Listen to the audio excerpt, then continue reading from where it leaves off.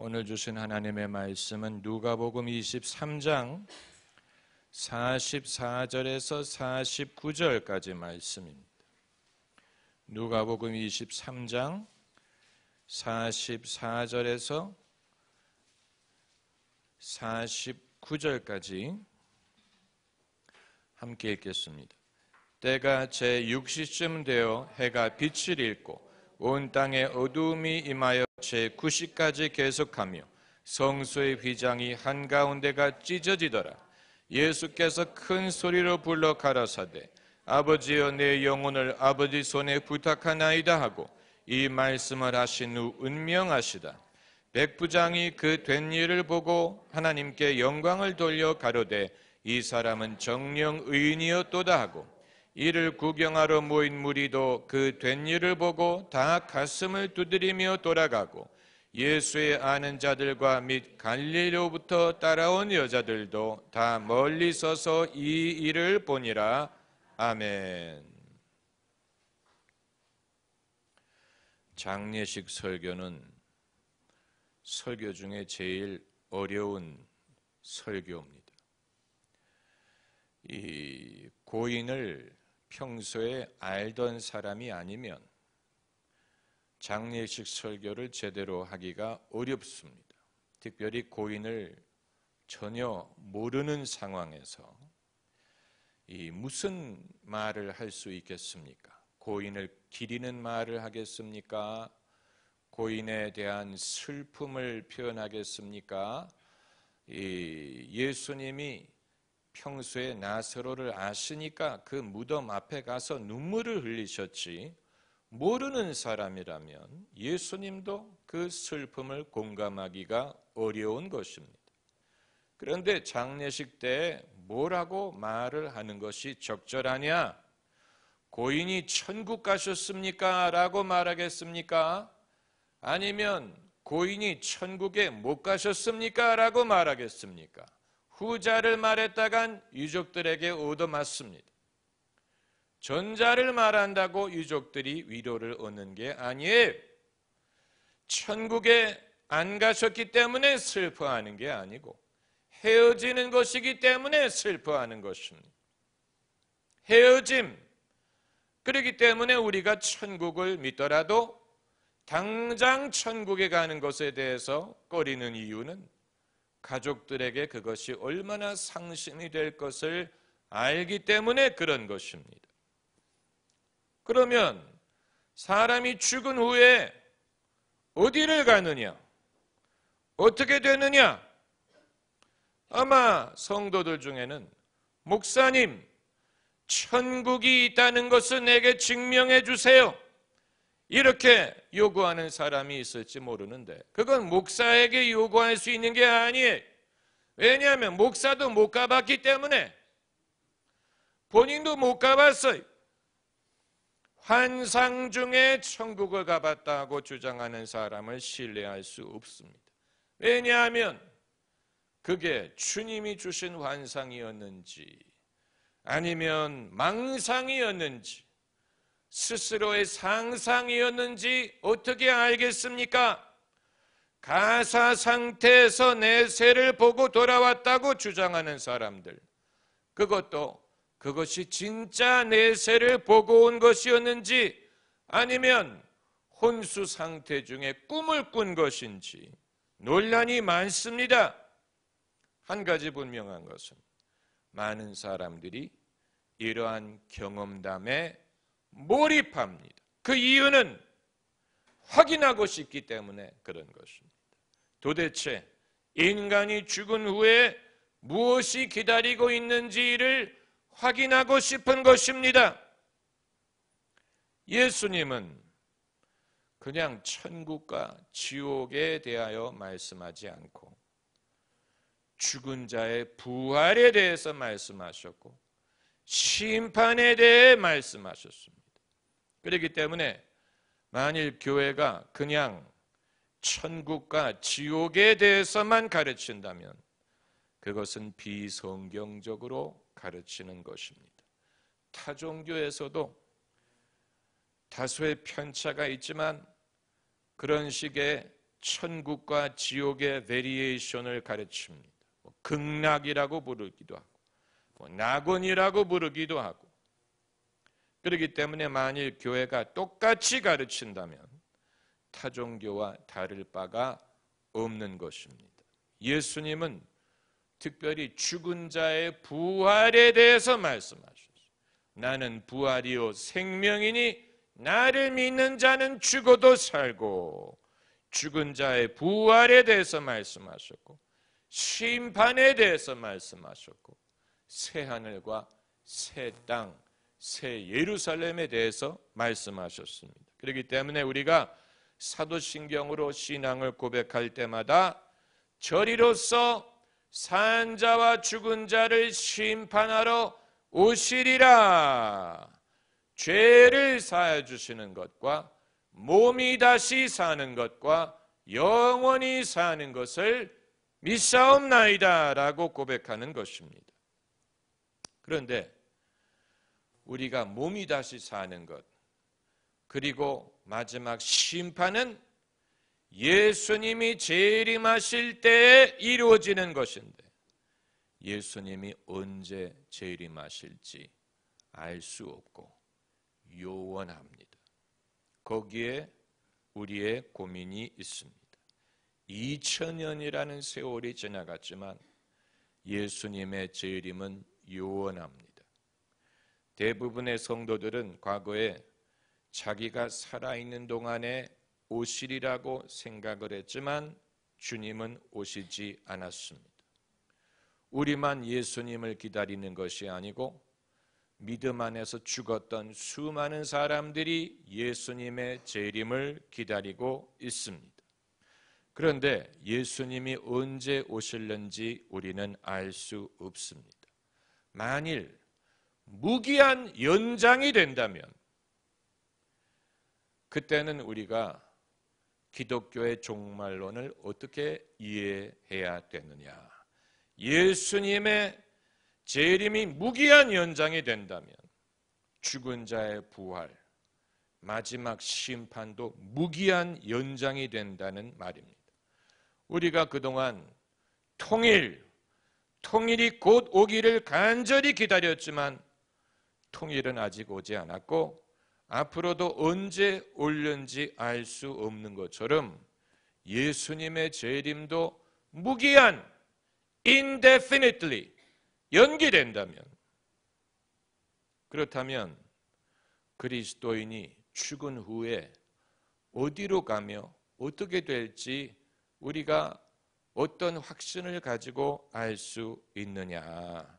이것은 아주 중요한 질문입니다. 그리고 성경 어디에서 해답을 찾을 수 있느냐?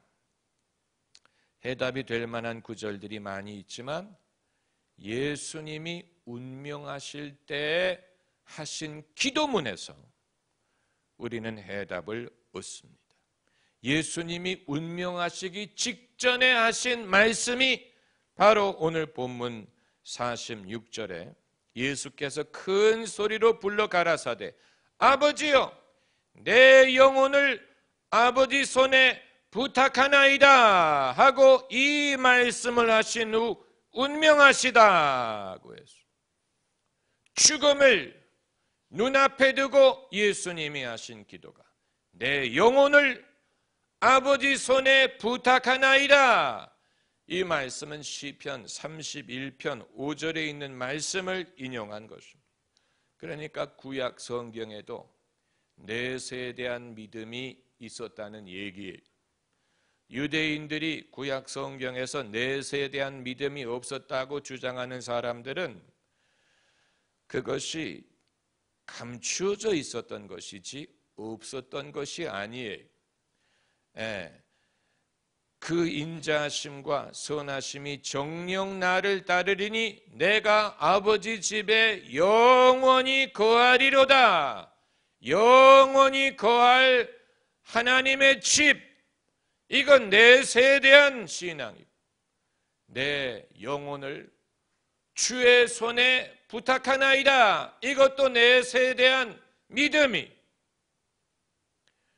죽음을 앞둔 예수님이 당신의 영혼을 아버지 손에 부탁하셨다는 말은 인간은 죽은 후에 그냥 소멸되는 게 아니고 그냥 없어지는 게 아니고 바람처럼 티끌처럼 그냥 없어지는 게 아니고 그 영혼을 하나님이 접수하신다는, 그 영혼을 하나님이 인계하신다는 뜻이, 그 영혼을 받으신다는 뜻이.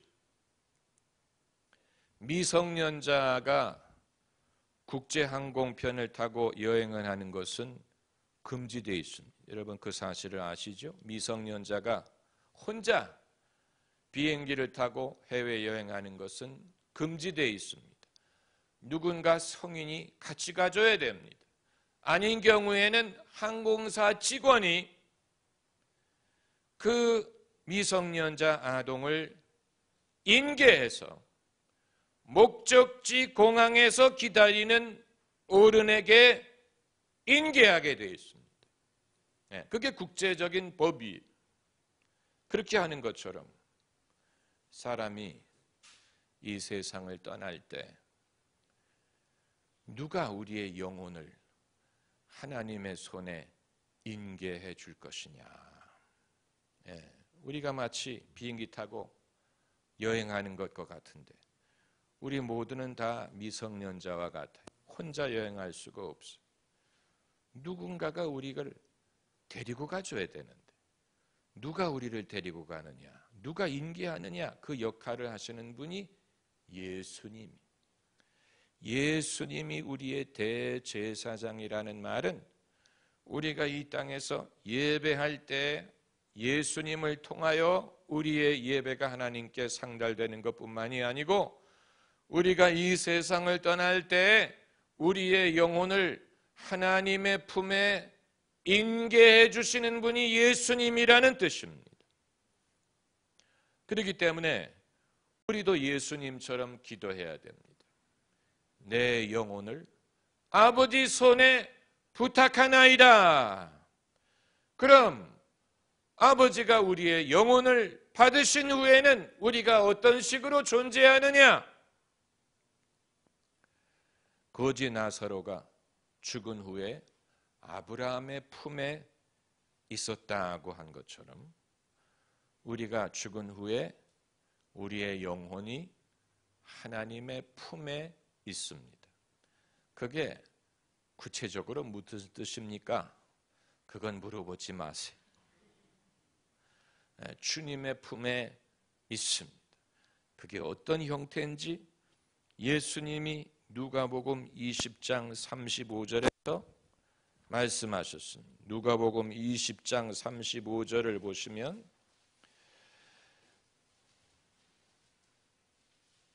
35절에 저 세상 34절부터 읽으면 예수께서 이르시되 이 세상의 자녀들은 장가다 가고 시집거다 가되 저 세상과 및 죽은 자 가운데서 부활함을 얻기에 합당함을 여김을 입은 자들은, 여기서 저 세상이란 말을 쓰셨습니다. 영어로 하면 in that age.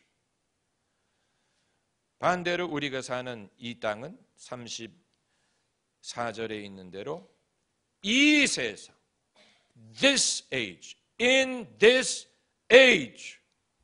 그러니까 천국이란 말보다는 저 세상이란 말이 더 성경적일 수 있어요. 왜냐하면 예수님이 그렇게 사용하셨기 때문에 저 세상과 및 죽은 자 가운데서 부활함을 얻기에 합당히 여김을 입은 자들은, 우리가 아직 부활하지 않았어요. 그럼 부활하기 전에 어디에 있느냐?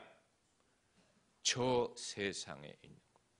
그렇기 때문에 예수님이 두 단어를 사용하시고 저 세상과 및, 그 말은 and라는 뜻이에요. and. 저 세상 and 죽은 자 가운데서 부활함을 얻기에 합당히 여김을 입은 자들은 장가가고 시집가는 일이 없으며 저희는 다시 죽을 수도 없나니 이는 천사와 동등이요 부활의 자녀로서 하나님의 자녀임이니라. 다시 말하면 우리가 세상을 떠나 저 세상에 가면 어떤 형태로 어떻게 존재하느냐? 천사와 동등한 그런 형태로 존재한다. 천사와 동등이요. 그 말은 이제 어떤 이들은 천사처럼 시집도 안 가고 장가도 안 간다라는 뜻으로 이 말씀을 하신 것이다 라고 해석하는 사람도 있지만, 굳이 저 세상에서 사람이 시집 안 가고 장가 안 간다는 것을 천사와 비교할 필요가 없죠. 천사와 동등, 천사가 존재하는 것처럼 믿음 안에서 죽은 자들도 저 세상에서 존재한다. 천사가 된다는 말은 아닌 것 같은데, 뭔가 그 위상, 역할, 그 삶의 존재의 양식이 천사와 동등하고 부활의 자녀로서 하나님의 자녀임이니라. 세상을 떠나는 사람은 쓸쓸하다, 그렇게 느끼실 때가 없습니까? 참 적적하겠다, 적적하시겠다, 그 먼 길을 혼자 가노라면 참 쓸쓸하시겠다라고 우리가 생각을 할 수 있지만, 그건 떠나보내는 사람이 그렇게 느끼는 것이지 당사자가 그렇게 느끼는 것 같지 않습니다. 하나님의 자녀는 저 세상이 너무 좋기 때문에 뒤를 돌아보지 않고 뛰어갈 것입니다. 누가 쓸쓸하냐? 세상에 남아있는 사람이 쓸쓸한 거예요.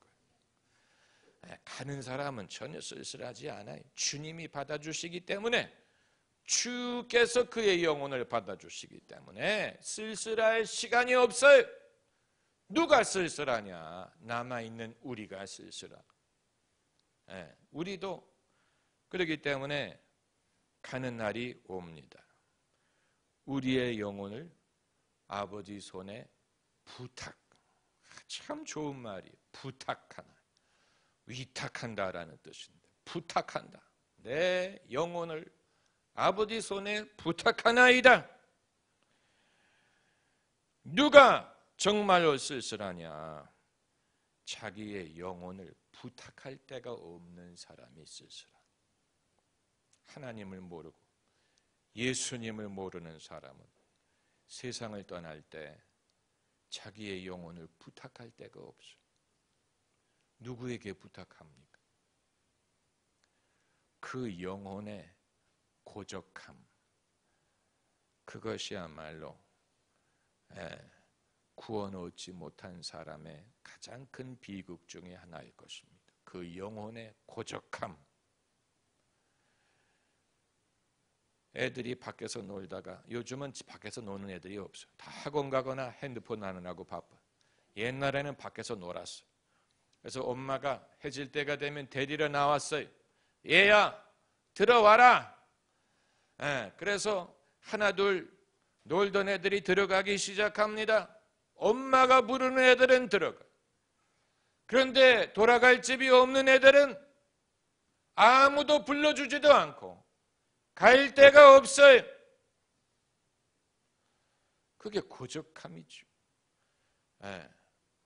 제가 캐나다에 이민 갔을 때 살던 아파트에 이탈리아에서 이민 온 가정인 것 같은데, 엄마가 베란다 밖으로 아들을 부르더라고. Come home, we have meat. 저녁에 고기 있다는 얘기예요. 고기를 차려놨으니 들어오거라. 약간 옛날에 신문 광고에 뭐 정미야 집으로 돌아오라, 엄마가 위독하시다, 뭐 이런. 저는 옛날에 어렸을 때 그런 광고를 보면서 도대체 어떤 이유인지, 어떻게 도대체 어떤 일이 벌어졌는지, 그리고 이게 진짜일지, 진짜 엄마가 위독한 것인지, 아니면 그렇게 말하지 않으면 안 돌아올 것이기 때문에 그러는지, 저는 참 궁금하고 그런 사람을 좀 만나봤으면 좋겠어요. 그때 그 사람, 그 광고에 나온 그 미정이 집에 돌아오라, 어머니가 위독하다, 그런 사람을 좀 만나봤으면 좋겠어요. 도대체 어떤 일이 일어났는데, 왜 집을 나왔으며, 어머니가 정말 위독하셨는지 좀 알아보고 싶어요. 찾아주는 사람이 없다면 아무도 안 불러요. 집에 오라고 부르지 않아요. 그건 돌아갈 데가 없는 영혼이, 돌아갈 데가 없는 영혼. 얼마나 참 비극적입니까? 얼마나 슬픕니까? 아무도 안 찾아줘. 우리는 주께서 우리를 부르실 것입니다. 할렐루야. 기도하십시다.